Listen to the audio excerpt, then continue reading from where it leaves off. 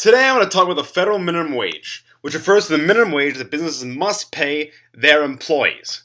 I will also be discussing the minimum wage in Seattle, which is the wage that businesses in Seattle must pay their employees. But throughout it's referred to it as the minimum wage. Many people want to say the minimum wage increase so that people will have more money to spend on products and to be able to sustain a higher standard of living. They argue this would be good for the economy because that more people will be putting in more money into the economy. Others argue that an increase to the minimum wage would simply hurt employment and put more vulnerable workers onto the streets. Today in this 5-minute video, I want to present the case why raising the minimum wage is good for workers and good for the economy, while also discussing alternate opinions. My first proof emerges simply from the changes in the worth of the dollar since the 1980s. According to the balance, a dollar in 1980 was worth $2.83 in 2016 dollars.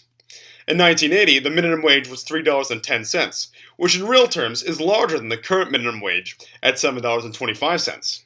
Another fact of life is that the cost of living has increased dramatically since the 1980s. According to Mike Perry, the American Enterprise Institute, costs for necessities such as childcare and healthcare have risen over 100% just since 1996 alone.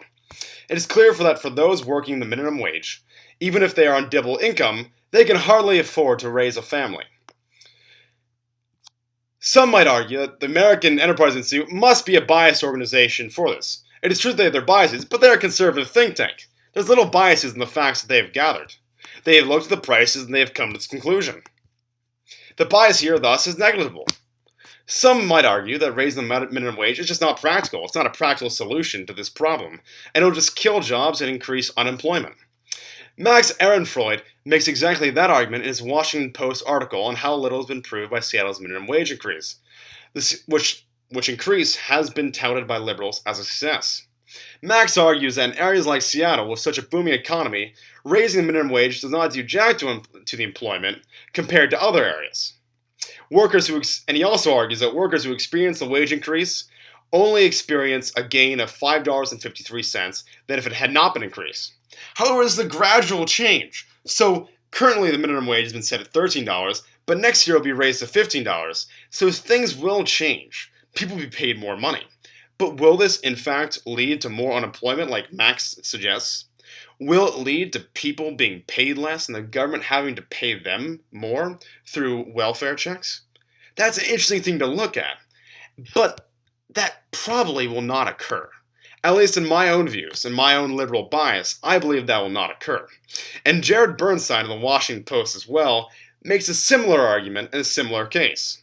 Jared Bernstein uses employment numbers to make a strong argument that the minimum wage ought to be raised nationally, looking at the Seattle minimum wage increase. First off, the Seattle minimum wage increase has not led to a depression in employment. In fact, employment has increased among low-wage workers by 3%. This is corroborated by data compiled by Chad Stone of the U.S. News from the Nonpartisan Congressional Budget Office. The data is from the Nonpartisan Congressional Budget Office. Chad Stone is writing about this in the U.S. News just to clarify any inconsistencies or just issues in reasoning there. The data shows that people in every income group except the top two would be positively affected by an increase in the minimum wage. Some might say this is just flagrant redistribution of wealth. No, it's not. It's simply decreasing inequality and making, it is distribution of wealth to a certain extent, but it's a good thing. It's a good thing. It gives people money and helps them spend it in the economy. You might say, how was this data gathered from the CBO? Well, the CBO came to this conclusion by accounting for a broad range of effects of the wage hike on employment and family incomes, in their own words. Well, there's a good amount of vagueness that one could hammer the data on, or this claim on. Chad Stone accounts for these details later on, establishes credibility well through his work as an economic consultant with U.S. News. He even sums up his argument succinctly when he states that raising the minimum wage would increase the reward among low and moderate income households struggling to make ends meet. However, the debate on raising the minimum wage takes on another dimension when it comes to how much should it be raised.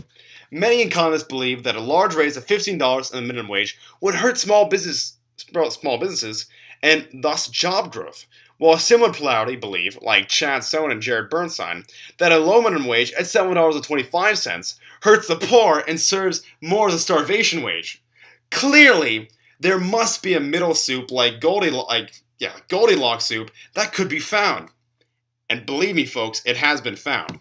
The perfect middle spot lies at raising the minimum wage to $10.10 nationally. Take my word at it. Different states can raise it further to $15 if they see fit. But for areas with low costs of living, they wouldn't have to worry about having to pay workers $15 when the goods there cost less, and businesses would be less likely to be able to pay $15 an hour. This is good.